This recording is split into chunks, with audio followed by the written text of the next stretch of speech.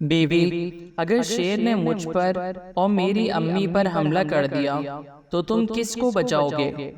शोर, मैं बेचारे शेर को बचाऊंगा।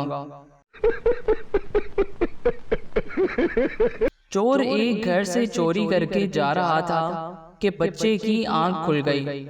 बच्चा बोला, ओए, मेरा स्कूल बैग भी ले जाओ, नहीं तो मैं शोर मचा दूंगा।